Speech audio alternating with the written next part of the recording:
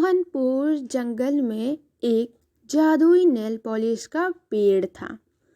उस पेड़ की नेल पॉलिश जो भी चिड़िया लगाती थी वह बहुत ही सुंदर दिखने लगती थी।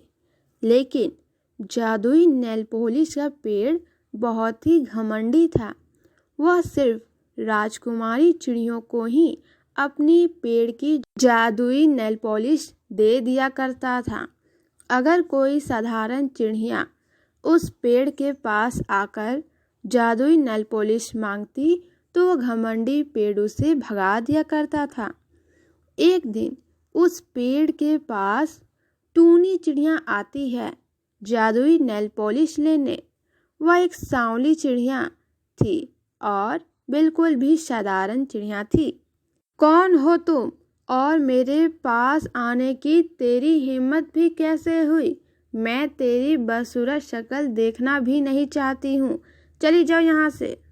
जादुई नेल पॉलिश का पेड़, तुम ऐसा क्यों बोल रही हो? मैं तुम्हारे पास बहुत उम्मीद लेकर आई हूँ। मेरे सांवले रंग की वजह से मेरी शादी नहीं हो पा रही है। मुझे जो भी देखने आता है वो मेरे सांवले रंग को देखकर भाग जाता है। मेरे माँ बाबा मेरी शादी को लेकर बहुत परेशान हैं। मुझे उनकी परेशानी देखी नहीं जाती है। मैं अपने माँ बाबा की परेशानी दूर करना चाहती हूँ। तुम मुझे अपनी ये जादुई नेल पॉलिश दे दो। उसे लगाकर मैं खूबसूरत बन जाऊंगी और मेरी शादी अच्छे से हो जाएगी। नहीं, मैं तुम्हें अपनी जादुई नेल पॉलिश नहीं देने वाली हूँ। मैं अपनी नेल पॉलिश सिर्फ सुंदर चिड़ियों को ही देती हूँ। टूनी जादुई नेल पॉलिश की पेड़ से बहुत गुजारिश करती रहती है, लेकिन उस घमंडी पेड़ को टूनी पर जरा सा भी तरस नहीं आता है। तभी वहाँ पर एक राजकुमारी चिड़िया आती है। मैं एक राजकुमारी चिड़िया हूँ। पास के ही जंगल में मेरा राज्य है। मैं तुम्हारी ये जादुई नेल पॉलिश लेने आई हूँ। हाँ हाँ, क्यों नहीं। ये नेल पॉलिश तुम्हारे जैसों के लिए ही तो है। तुम्हें जितने नेल पॉलिश चाहिए तुम उतने नेल पॉलिश यहाँ से लेकर जा सकती हो। पेड़ के इतना कहते हैं राजकुमारी जादुई नेल पॉलिश को लेकर वहाँ से चली जाती है। ये पेड़ तो मुझे नेल पॉलिश दे नहीं रही है। अगर मैं अपनी परेशानी इस राजकुमारी को बताऊं तो शायद मुझ पर तरस खाकर वो मुझे जादुई नेल पॉलिश दे दे। यह सोचकर टूनी उस राजकुमारी का पीछा करने लगती है। काफ़ी देर बाद वो राजकुमारी एक गुफा के अंदर चली जाती है। टूनी भी उसके पीछे पीछे उस गुफा के अंदर चली जाती है। तभी टूनी देखती है कि वो राजकुमारी चिड़िया धीरे धीरे एक शैतान जादूगरनी का रूप ले लेती है। ये नेल पॉलिश तो सच में जादुई नेल पॉलिश है। मैं कल उस पेड़ को काटकर इस गुफा में ले आऊंगी और उसके सारे नेल पॉलिश से नहा लूंगी, जिससे मैं बहुत शक्तिशाली जादूगरनी बन जाऊंगी। उसके बाद मेरे मुकाबले कोई और नहीं होगा। तब मैं इस पूरे जंगल में अकेले राज करूंगी। उस जादूगरनी की बातें सुनकर टूनी दंग रह जाती है। ये क्या? ये तो एक धोखेबाज जादूगरनी है।